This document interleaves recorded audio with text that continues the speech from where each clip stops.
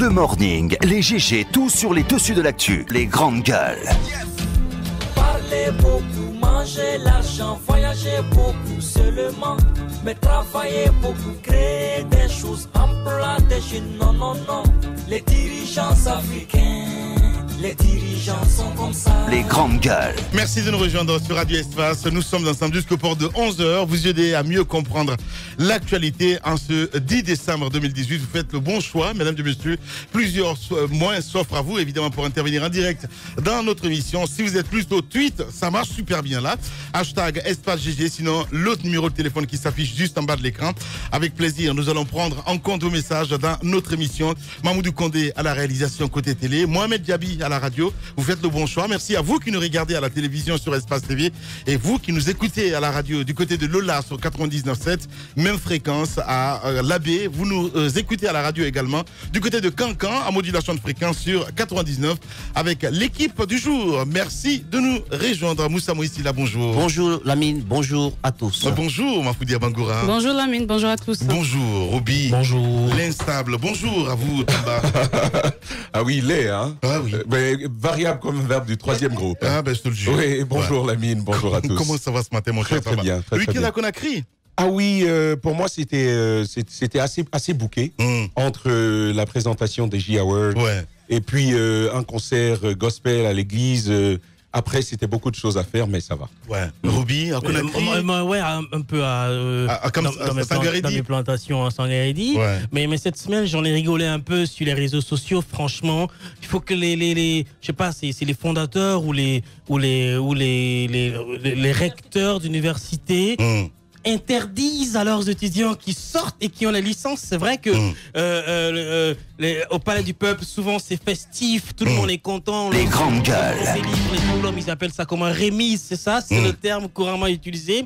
Mais franchement, quand vous faites le tour des réseaux sociaux après les remises, franchement, les universités, là, cette semaine, c'était la fête de Barack Obama sur les réseaux sociaux où les étudiants, quand même, écrire ma papa sur Facebook, ce n'est pas on ne peut pas accuser le clavier. Les grandes gueules. Pas du tout, on ne peut pas accuser le clavier. Ouais. C'est devenu une habitude. Les étudiants, cela dénote de niveau de formation des étudiants guinéens. Les universités doivent revoir, franchement, remettre les diplômes. C'est un événement festif, mais à un moment donné, il faut quand même décompter, quoi. Tout le monde ne peut pas avoir des diplômes et après aller sur les réseaux sociaux, démontrer leur gros talent de faute d'orthographe et de grammaire et de synthèse et tout ça. Les grandes gueules. C'est catastrophique. C'est quand même Facebook, c'est international, c'est beaucoup de gens qui regardent et dire comme ça que ce sont les universités privées qui déversent sur le marché de l'emploi des étudiants qui sont capables d'écrire ma papa sur Facebook. Et ben moi j'en ai rigolé. Les grandes beaucoup avec ça cette semaine. Et ce n'est pas une première, hein. Bah oui. Ce n'est pas une première, c'est quasiment toutes les universités confondues Ouais. où vous avez des étudiants qui sortent et qui ont la licence et qui se permettent de grosses fautes grammaticales comme ça. Je pense que Molière en a bien remué dans sa tombe. Hein. Et quand personnellement j'avais dit que je préférais le niveau des institutions d'enseignement supérieur public à ceux du privé, Absolument. on avait dit qu'il ne fallait pas généraliser. Bah oui. Je n'entre pas dans une généralisation, mais Lamine, quand on a enseigné dans une classe du privé, Les grandes gueules. dans une classe du public, je suis bien d'accord que les réalités peuvent changer, mais on est quand même à mesure de jauger le niveau des apprenants. Et alors que, en tout cas, moi, j'y passais, j'avais découvert que les étudiants du public étaient beaucoup plus contraignants, beaucoup plus, si vous voulez, en fait, Rigoureux avec eux-mêmes. éprouvant pour l'enseignant qui venait en classe que ceux que je rencontrais au privé. Cela dit, il y en a bien entendu du privé que je respecte pour un niveau véritable qu'ils ont, il y en a, mais encore une fois, pour une tendance générale, je préfère aujourd'hui, et ça c'est encore une dichotomie du domaine de l'enseignement en République de Guinée, que du public sorte mieux que du privé. C'est carrément s'amener à une autre démarche de recherche. Voilà, avec Moussa Moïsila, une enquête, hein, Moussa. Rebonjour. Rebonjour Lamine, bonjour à tous. Voilà. J'aimerais qu'on parle un peu de l'enseignement, surtout du MENA. Il y a une corruption qui ne dit pas son nom, de l'éducation nationale et de Les grandes gueules. Il y a une corruption au niveau de l'enrôlement des enseignants qui ne dit pas son nom. Ce qui m'écoeure, c'est qu'on utilise des pratiques qui, ma foi, se multiplient de commune en commune et qui contribuent donc à diriger l'argent, les fonds publics, dans les poches, non pas des enseignants, mais dans les poches de quelques individus au perché, au niveau des communes, au niveau du département, qui chaque fin de mois se partagent donc les sous. De quoi il s'agit? Oui. De 2013 à 2014, en 2014, il y avait un groupe d'enseignants bénévoles. Ils étaient bénévoles, je prends juste l'exemple de la commune de Matam, ils étaient bénévoles donc au niveau du lycée Coléa. En 2015, ils ont été faits contractuels. Oui. Ils ont été appelés par un certain Fodé Traoré, conseiller de M. le DCE. Il faut des conseillers pédagogiques adjoints directs du DCE Ibrahima II Barry de Matam. En 2015, les jeunes ont été appelés par ce dernier pour un coup de main qu'il a voulu leur apporter. Oui. Alors, il leur dira qu'il veut, puisqu'ils ont longtemps été bénévoles, il souhaite qu'ils soient maintenant enrôlés, qu'ils se fassent enrôler et qu'ils puissent bénéficier d'un numéro matricule et tout. Mais il se trouvait qu'il y avait déjà en leur possession là-bas des numéros matricules attribués à des enseignants qui n'existent pas, qui n'enseignent nulle part. Donc des fictifs. Exactement. Oui. Donc, puisque ces jeunes-là sont en situation de classe, mais ce sont des bénévoles qui perçoivent quelque chose au gré des heures de cours dispensés, il fallait donc les mettre sur une liste, les faire enrôler et en même temps leur permettre d'avoir des numéros matricules afin que les fictifs dont les noms existent et qui n'existent pas dans les salles de classe physiquement ne puissent pas, que ce gain facile ne puisse pas leur échapper. Alors, les jeunes vont prendre ça comme une aubaine, ils vont accepter, ils vont se faire enrôler. Donc, le recensement biométrique, vous savez bien que la présence physique est obligatoire. 5 mois après, les jeunes n'ont pas reçu un seul copec, malgré qu'ils se soient fait enrôler. Ils n'ont pas reçu un seul copec venant donc du ministère. Alors, pour être plus précis, Zoumanigui Gbagbo, il émarge les grandes gueules au nom de Seydouba Kamara, numéro matricule 30 44 11 Y. Guilavogui Mohamed Kaliva, il émarge au nom de Fodé Momosila, 30 44 20 A. Ils répondent au nom de ces personnes qui sont en réalité des fictifs. Regardez cette copie, c'est une carte d'identité nationale. La tête sur la photo, c'est Zoumanigui.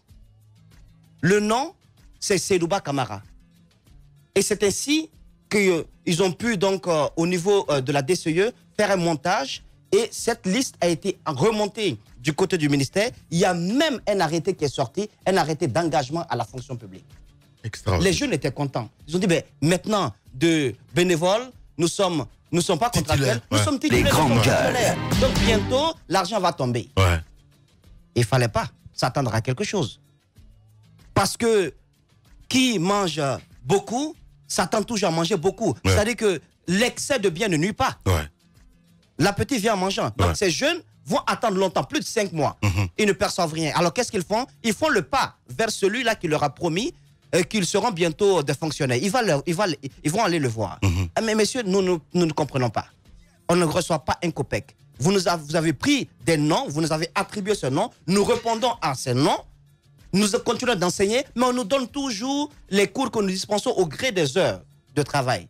Pourtant, nos noms existent, l'arrêté est sorti. C'est l'arrêté du ministère qui est là. Alors, on leur dira, ben, ça va venir, attendez, faites un peu d'effort, ça viendra. Extraordinaire. 7 mois plus tard, les jeunes sont rappelés, puisque cette fois-ci, il y avait une inspection dans les différentes communes. Dr Bano nous a parlé ici du travail qui est fait afin de contrôler physiquement les enseignants dans les salles de classe. Lorsque cette inspection va arriver dans la commune de Matam, les jeunes seront rappelés, entre guillemets, par leur bienfaiteur, qui leur dit, tenez, nous sommes presque au bout du processus, venez vous faire venez faire le pointage.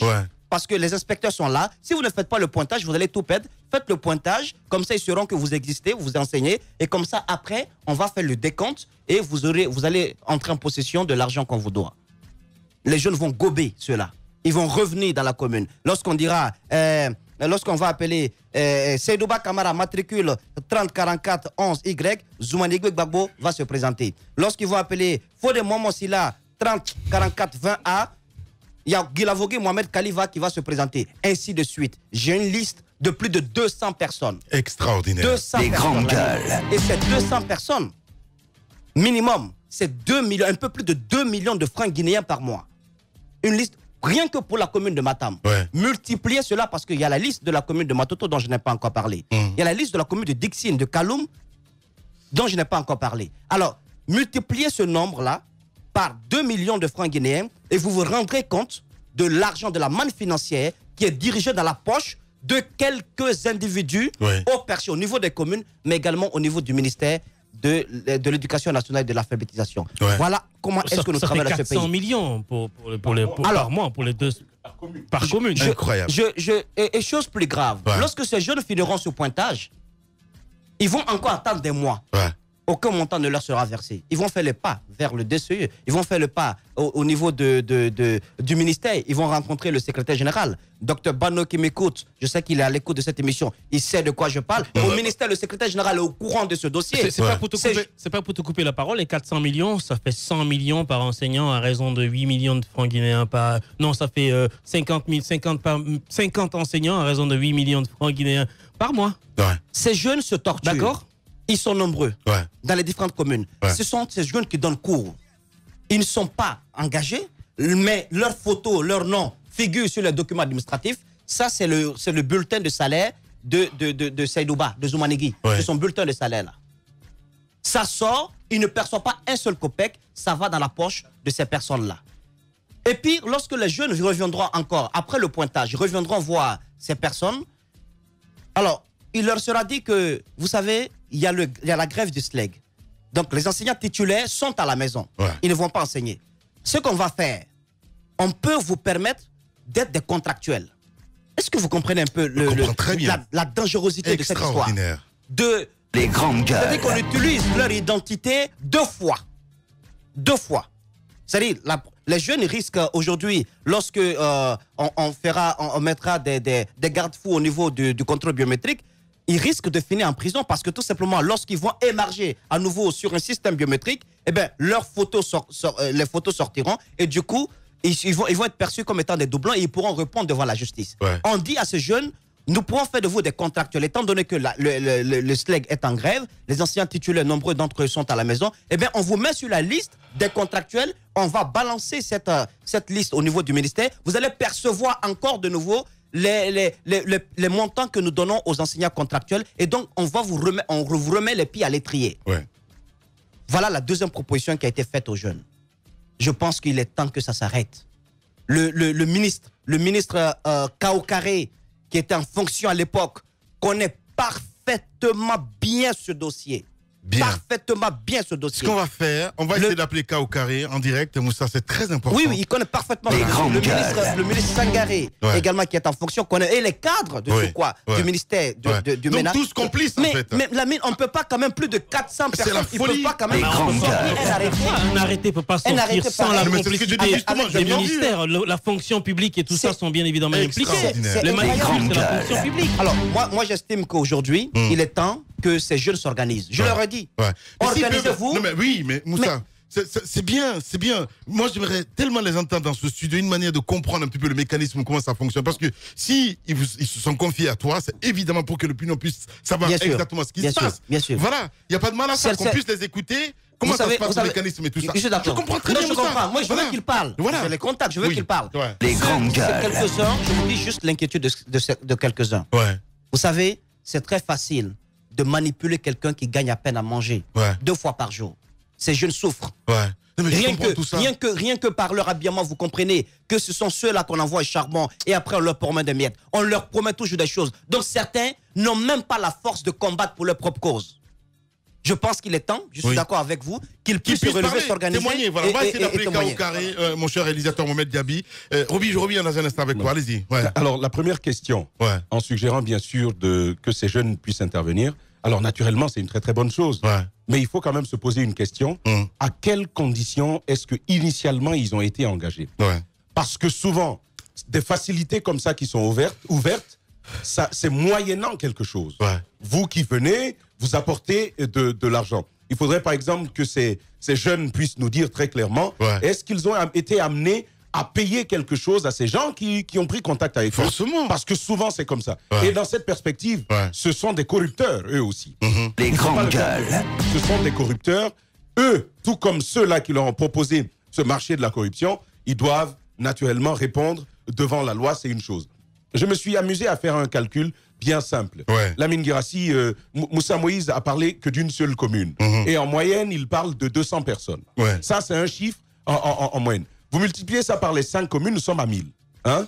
Et ce montant de 2 millions par personne, vous le multipliez par le nombre de communes et le nombre de ces agents qui ont été engagés. Lamine Guirassy, pour 9 mois d'enseignement, vous êtes à 18 milliards de francs guinéens.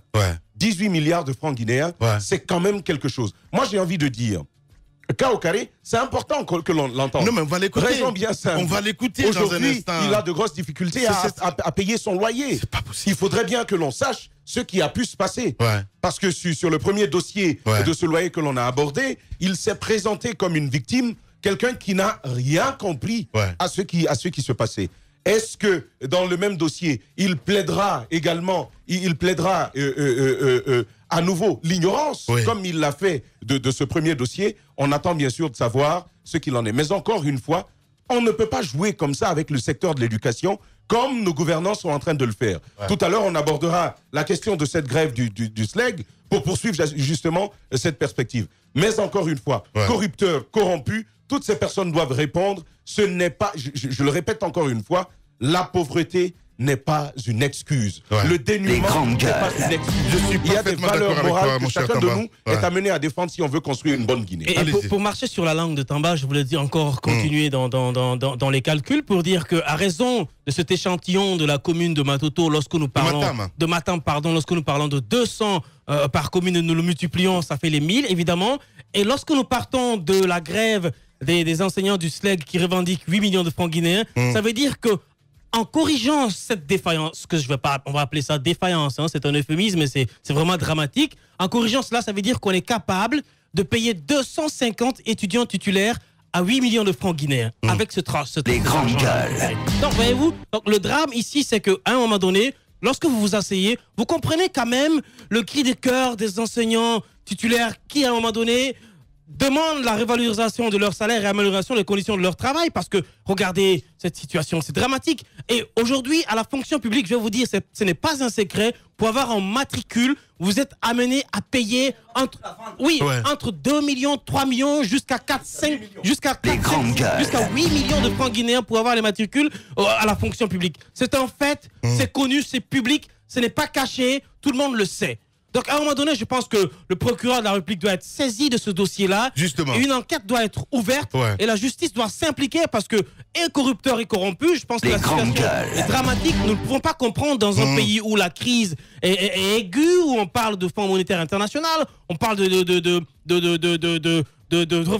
revalorisation des salaires. L'État se dit ne pas pouvoir le faire, mais en attendant, il y a des nombreux fictifs. Et ça, c'est le cas seulement des enseignants. Mais bien sûr. Toutes les couches sont touchées par cette question. À la fonction publique, lorsque nous décantons la situation des vrais matricules et des matricules attribués dans les circonstances louches pareilles, vous verrez que le gap est énorme en termes de chiffres d'économie. C'est énorme. Ce sont des gens qui ne vont pas au travail, mais qui perçoivent. Moi, je connais des amis qui ne sont même pas en Guinée, qui sont sortis de la Guinée il y a longtemps, mais qui ont leur matricule à la fonction publique. Et vous savez qui va prendre leur argent? Soit leur sœur, leur papa, leur maman ou leur frère, qui part récupérer leur salaire. Il n'y a qu'en Guinée que ça existe. Dommage. Allez-y, Mafoudia. Il y a une chose, la corruption, ça existe partout dans le monde. Mais lorsque ça atteint un tel niveau, dites-vous bien qu'on est dans un pays où vraiment les fondamentaux n'existent pas. Parce qu'il parlait tout à l'heure du travail du procureur, mais on l'entend où, le procureur? On l'entend où? Aujourd'hui, ce qui se passe, allez dans les quartiers, écoutez les gens. Beaucoup de personnes ont envie aujourd'hui d'intégrer la fonction publique. Ce n'est pas pour travailler, mais c'est comme une banque. On y va, on sait qu'on ne va pas nous fatiguer, l'argent, on va le percevoir chaque fin du mois, mais parallèlement, on peut faire le commerce, on peut voyager, on peut faire tout ce qu'on veut. À la fin du mois, il y a une stratégie pour venir prendre son argent. Il y a des commerçants à Madina qui sont à la fonction publique. Imaginez. Mais oui. Mais je vous dis, vérité. c'est garanti, c'est vérifié. Il y a des commerçantes qui ont ouvert boutique à Madina et Qui qui sont sont tout le temps entre dans leur boutique. Dubaï et la Chine, etc., mais qui, à la fin du mois, vont Perçoivent de percevoir leur l'argent. salaire. Aujourd'hui. Vous n'avez pas remarqué comment la ville est pleine à partir du 25? Non. Oh. Et c'est un indicatif. Observez bien, à la fin du mois, il y a plus de bouchons. À la fin du mois, Kaloum, c'est difficile parce que oui, il faut être présent pour prendre de l'argent. C'est comme ça que ça se passe. Aujourd'hui, la fonction publique est devenue une banque. Ouais. Mais je sais pas, aujourd'hui on parle, mais ne vous attendez absolument rien. Parce que ce qu'on dénonce aujourd'hui, ça fait des années on dénonce la même chose. C'est pas qu'ils ne le savent pas, ils le savent. Mais qui est-ce qui sont concernés? Ce sont les plus hauts placés au niveau des différents départements qui sont concernés. Aujourd'hui, les matricules sont là. Ça existe. Vous sortez de nulle part. Vous avez maximum 10 millions. On vous donne votre numéro matricule. C'est comme ça. C'est pas faux. C'est une réalité. Ce système-là, ça se trouve... Je vous donne un exemple. Il y a un ami qui a eu un marché. Comment ça se passe au niveau de l'octroi des marchés? Aujourd'hui, vous, Lamine, vous voulez des marchés. Ce que vous faites, il y a quelqu'un à l'intérieur de ce département qui vous garantit le marché. Mais la stratégie, c'est quoi? Vous m'invitez. Vous invitez, par exemple, tous les membres de cette équipe. On vient tous avec des documents. Mais on fait exprès d'avoir des documents manquants. Les grandes Et donc là, autour de la table, il y a un semblant de travail, je veux dire. On fait de telle sorte que tous les concurrents, les supposés concurrents, aient des documents manquants, mais que ce soit vous qui ayez... Que ce soit vous qui dispose que ce soit vous qui disposez de tous les documents nécessaires pour obtenir ce marché. Et finalement, vous obtenez ce marché. Et ça, c'est une complicité énorme.